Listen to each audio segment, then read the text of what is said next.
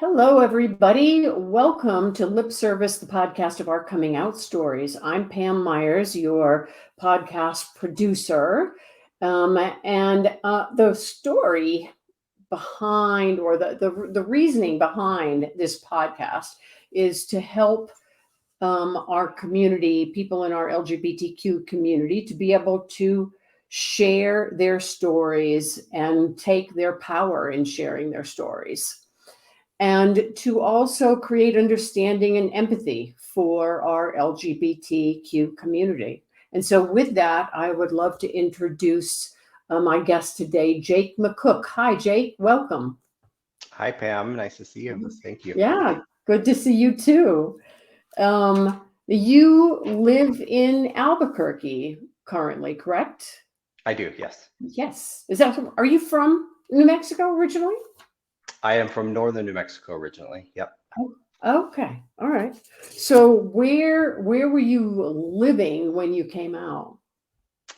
Well, I kind of want to go in like a different chronological set the stage Sure. storytelling moment, It if I it's can. absolutely it's your story. You lead on. Okay, cool. Well, the story does start in northern New Mexico, which I think is important, right? And I feel like a lot of people listening to this podcast can relate. I grew up in a very rural, small community way up north in Colfax County. I grew up on a farm. I had 16 people in my class, so the smallest of the small, right? Right? And I think like many gay people, you kind of feel that you know that you're different from an early age, but you don't really have the vocabulary and didn't have any experiences to sort of point to. And for the people that were up there at the time, there was a handful of people that were out and they were not treated the best, right? And so I think when you're young, you kind of just don't want to be different in any way, right? You just want to be with your friends and you don't want to rock the boat. I came in kind of guns blazing. I was born in New Mexico, but my family was in Texas for a little bit. But we moved back to northern New Mexico when I was in fourth grade, and I came in with a pretty heavy Texas accent and a pretty strong lisp. And so right out of the gate, it was like, who is this guy, right? And school was hard. And fortunately, I had a really great family and I had a great childhood, right? I had awesome parents. They were teachers. They're very liberal. I grew up on a farm, with horses and whatnot. And looking back, I'm happy the way that I grew up. But as I got older, every phase of my life got a little bit harder. Mm. Adolescence, middle school, high school. It's just like I was saying, you don't want to rock the boat and you don't want to be perceived too different. And I feel like the older I got, the more I was. And people always ask these questions, right? Did you always know you were gay, and why didn't you come out earlier?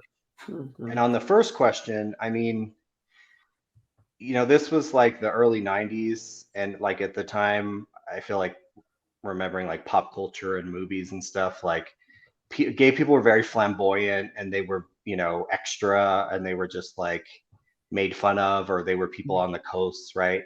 As Mhm. a farm kid in northern New Mexico, I didn't relate to any of that. And I didn't Mhm. want to be associated with any of that, whether I was gay or not. I was just like, that's not me, right? Right. And on the second question, why didn't you come out earlier? I think that for whatever reason, every day of my life from like sixth grade to senior year of high school, like I lived in fear that I was going to be outed and that I Mhm. was going to be chastised and beaten up and bullied and all the things, right? Right. So I tried very hard to just be normal and straight and what society's, perception of a nice young boy could be. Right. And that was hard because, you know, I could pass for straight for a minute, but the second I open my mouth, it's like, okay, Dorothy, like we know what's going on here. Um, and I had some guardian angels during that time. Like my older brother was very protective of me. People knew not to mess with me. He was 5 years older and in the same school as me. And my mom was ended up being my high school principal, and she was very well respected in the community because she was a great educator and a great mentor and sort of pseudo parent to a lot of people.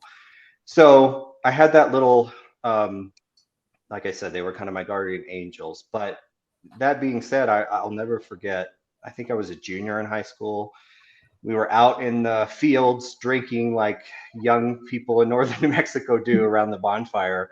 And there were these guys from Raton who were older and had come to party. We didn't really know them. They were kind of scary. And one of them was old enough to buy beer, and I had a car, and I got sort of nominated to go drive him to the liquor store, right? To go, he was the buyer, as we used to say.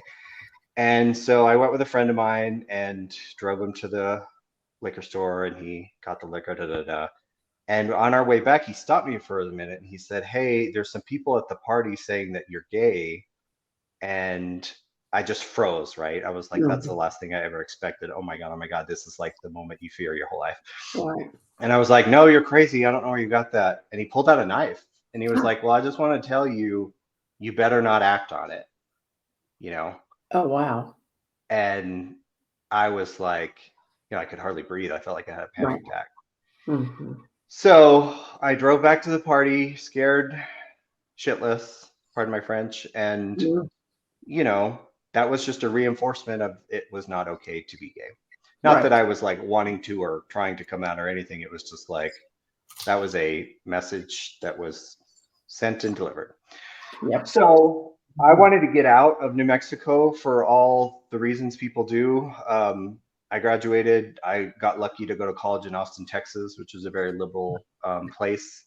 Yeah. And I think people would just assume, oh my God, you went to Austin and you just like lived your gay life. And at the time, I think the country was evolving, but we were not there yet. Like this is the early 2000s when George Bush was president. Mm-hmm. And he really put a target on the backs of gay people, especially with his reelection. He used those cultural values and that division to persecute gay people. And so I was involved in politics, but I really hated that part of it. And I didn't want to be a part of that. And so, my school was liberal. I went to Catholic school, even though I'm not Catholic.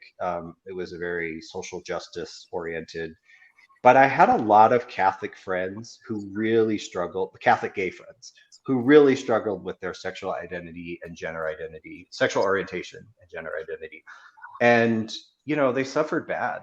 And I had a hard enough time in college as it is, right? Like I had depression, and the first 2 years my grandparents died and I was away from home, and it was just hard. So I had friends who were gay. My roommate was gay. I had professors, and some of the priests were gay. They used to call it the closet on the hill, the school that I went to, St. Edward's University in Austin. So again, it was that fear of like, I just didn't want to be a part of the quote unquote gay community or gay society, whatever. And then I met a girl, and I had a girlfriend for most of the rest of my college experience. And, we had a pretty normal, loving relationship. And I don't want to go into too much detail because I want to kind of respect her and the sort of memory and the time that we had. But, I loved her as much as a gay person could. And, a lot changed, and I credit the state of New Mexico and actually Governor Bill Richardson. I got a fellowship to work with him when he was governor in Santa Fe. And I needed a break from college in Texas. And so it was just a summer fellowship. And my best friend was here, which was cool. And it was just like the first time I had like some time apart from my girlfriend, just like think. And I met a guy in Santa Fe and just kind of met him on a whim. And turns out he was from New Jersey, which is where my mom grew up originally. And I just thought that was kind of like random. And we were like, oh, New Jersey, where? And he said Bergen County, which is a well-known county right outside of New York City. That's where my mom was from. Oh my gosh, that's so crazy. Where did you live? Tenafly was the name of the town. He was from Tenafly. My mom was from Tenafly. And that's like a really small town in Jersey. So this is like pretty uncommon. And then he told me where he lived, and he lived one street from where my mom grew up. Oh Literally my God. one street. Wow. In the entire world. So I'm like sitting here at the bar, just like talking to him and just like, this is so bizarre. And also I feel like kind of meant to be, and scary and exciting and all the things. So, we had a fun summer, and that was my first real gay experience. And, Yeah. like I said, scary and exciting at the same time. Mm. Well, then I had to go back to college, Mm. where I had The locked goal. a pretty successful closet. Mhm. And, I made the stupid decision to wait and not come out until I was done with college. And, looking back, and for anyone listening that might be Mm. going through this or just reminiscing, like that was a that was a mistake. And I Mm. lost a lot of time, and it was not the right way to do it. And Mm. I'm sad about that, but I try not to have any regrets, but like it caused a lot of heartbreak. So Mm. fast forward to like, my last semester in college. um my coming out was really to my girlfriend, right? I just had to tell her the truth, and she knew what was up. And to her credit, she was super supportive and sweet, and was really there for me during that year of college, which was a tough time for me, and Wow. I appreciated that. But I really got super depressed, and because I made the decision to hold it in. I was not going to tell anybody. I was like, I just need to graduate and go on with my life later. But I got to the point where I was like not sleeping, not really eating. I didn't go to class a lot, and I just couldn't really function as a normal person because there was just all this internal strife going on, and I didn't know what to do with it. Mm. Um, I had good friends there at the time and a great family, but no one came to me and said, we can see that you're going through a hard time. And if it's because you think you're gay, like it's okay, we're here from you. Mhm. And that was really hard that no one said those words to me. You know, Mhm. Mhm. I I blame myself a little bit because I had created this like force field of anger where you could see it on my face. I just had this scowl walking across campus, and I didn't want to be around people or talk to people, and so I kind of pushed them away. Mhm. Um, and that was dumb because I could have done the opposite and it would Mhm. have been a lot better. So it all fell apart like Easter weekend, my senior year. I went home. My dog of 15 years was on his deathbed. We raised Mm. border collies when I was growing up, and our dogs mean a lot to the family. And he was my dog for most of my life. And so we had to put him down, and that was it. I had no emotional strength to do anything else but Yeah. just like be honest. So I brought my parents to the living room, and just kind of had to tell them. And they knew something was going on for months, and they weren't shocked. My mom, of course, she said she knew, and I was like, well, why didn't you tell me or say something? And then her second reaction was, well, at least you can still adopt children, you know. And I was like, you're right. That's Yeah. that's correct. I can. Yeah. Yeah. Yeah. And I told my dad, who's just comes from a different world and in time, and Mhm. uh, he knew I wanted to go into politics, and he said, "Is this a choice you really want to make?" And I Mm. got really offended by that, and like Mhm. just like knee jerk reaction. I was like, "It's not a choice." And he meant, "Do you want to follow a career in politics, being an out gay person?" So Okay. I understand what he was meaning, but it still kind of stung because it was like a reality check again on like what was going out on the world. And I Mm. think he was just trying to be a protective father, and he didn't mean any harm by it. Mhm. But it was just a reminder that this was not going to be easy. So, I Mhm. love my parents, and they've been super supportive ever since. But I had decided I didn't want to tell my older brother yet. I didn't really want to tell my friends from back home yet. Again, bad ideas, bad mistakes. So I went Mm. home. I finished college, thank God. Like I went to a small school. I think you know the universe put me there for a reason. Because had I gone to UNM or the University of Texas like I wanted, I would have dropped out for sure. And who knows what Mm. would happen to me. But my Mm. school rallied around me. My professors rallied around me. I had therapists who rallied around me, and they got me through it. So Mm. graduation weekend, I decided to tell the world who I hadn't told, and that was also a not great way to do things because graduation weekend is supposed to be a fun, drunken celebration, and it was. but it was also just like a lot of coming out and surprising people and drinking. And I do not recommend that combination of things. I told my brother on 6th Street when I was very drunk, Mhm. and told my best friend when she had arrived for the ceremony. She was very hungover and did not take the news well. So, like, I just look back on those silly little decisions that I made and thought, why did you do that to yourself? Like, Mhm. you could have avoided a lot of strife. But, you know, at that point, and this is the cliche in the campaign that was successful for all the right reasons, but it did get better. And it got better with every person that I told. Good. And, right at this time, the recession had hit in 2007 or 8. And I moved home with my parents, like a lot of people my age did after graduating. I couldn't find a good job. The economy was falling apart.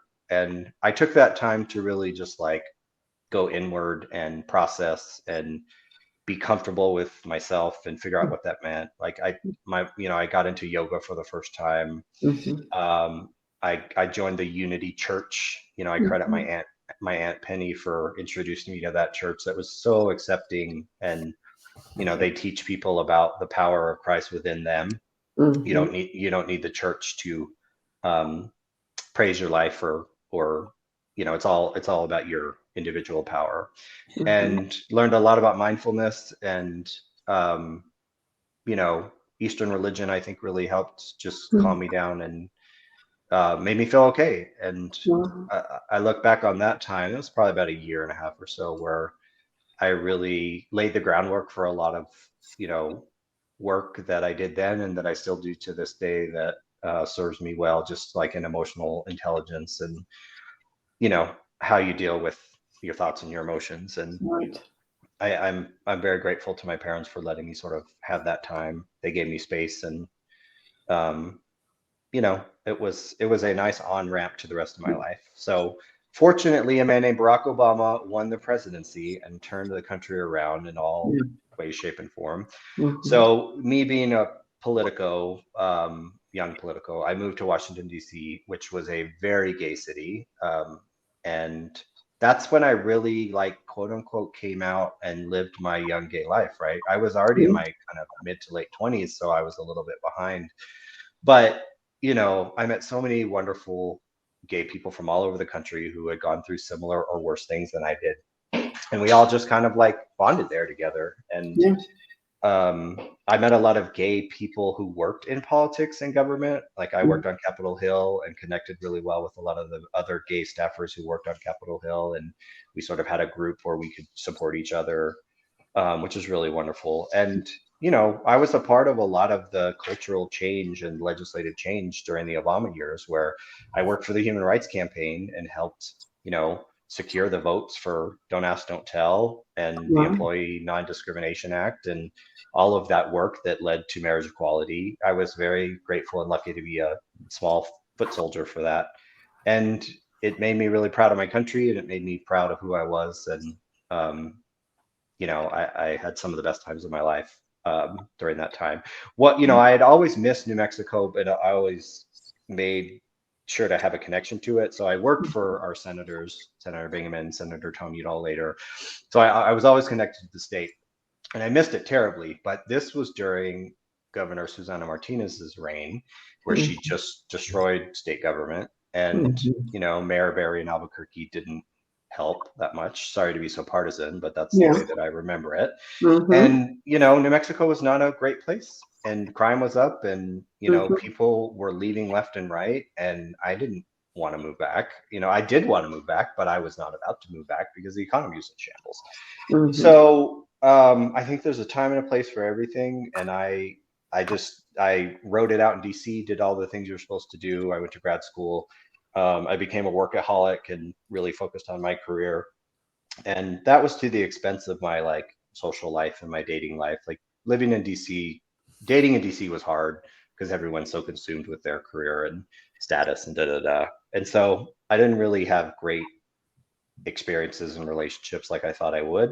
But, Mhm. that's okay. Maybe some of it was my fault too. Who knows? Anyway, the point of all this is I wanted to come home, and I am grateful that I the timing and everything worked out, and I was able to move back to New Mexico.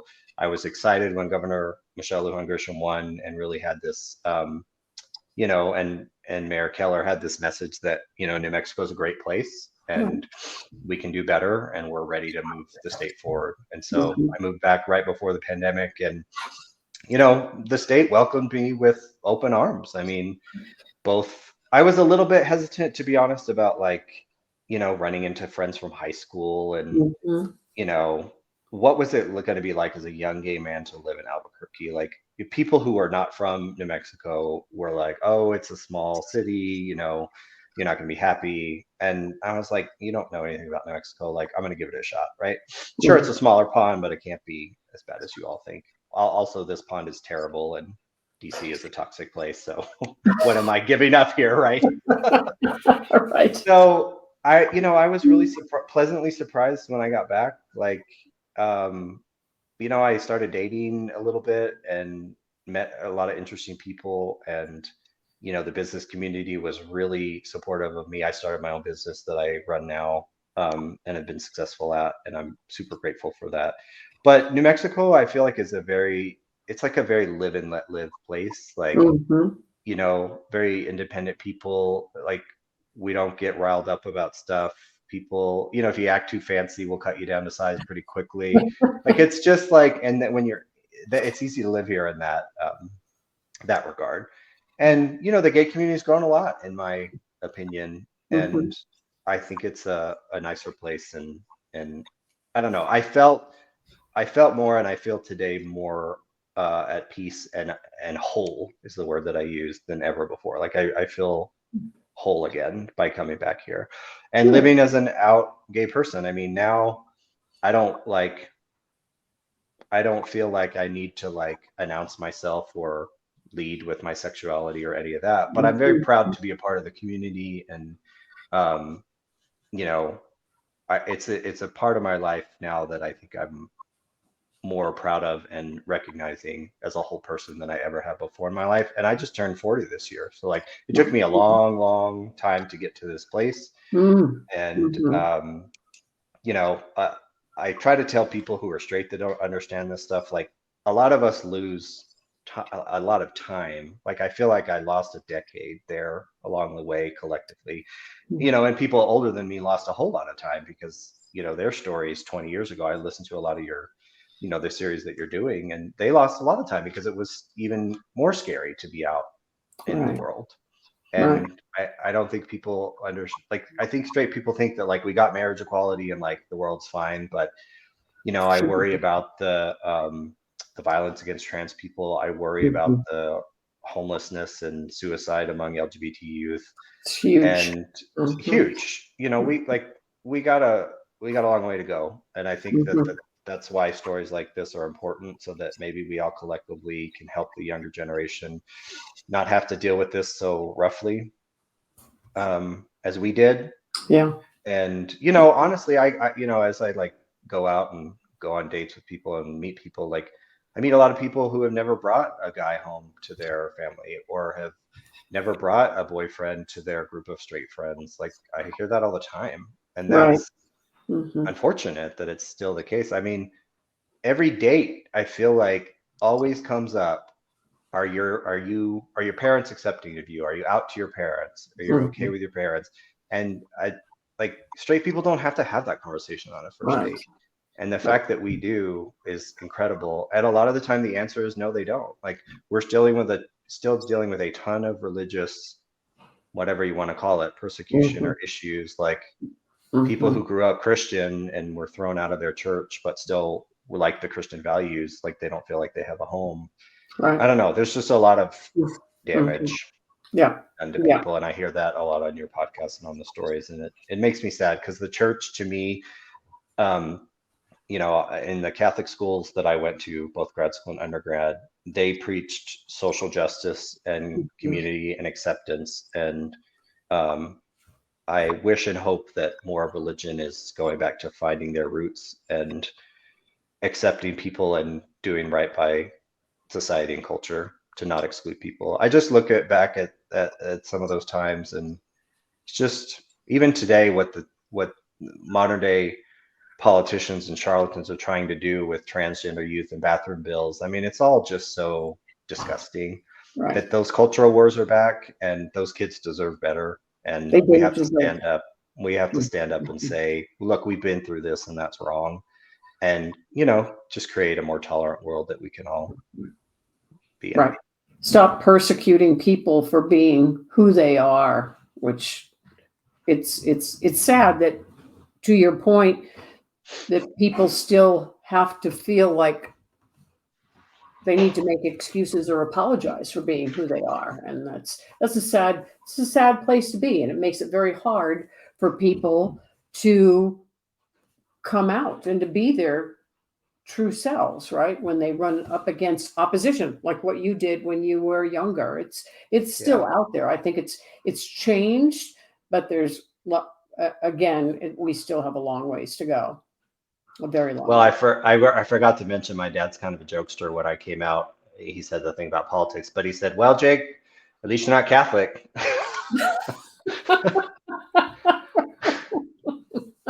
That is funny. I'll just leave that. I'll just leave Yeah, that yeah, yeah, there. yeah. I mean, I wish people, I'm watching some of the films in the Way Out West Film Fest Yeah, that happens every year, which is such a wonderful thing. And, it is. storytelling is such a great way to talk about these issues, but also that you're saying empathy and, just building community. I just wish that people in politics, like the Dan Patricks of the world in Texas, Greg Abbotts and whatnot, like I wish they understood that all that rhetoric they spew really does have a terrible damaging and lasting effect on people, especially young people, trans people.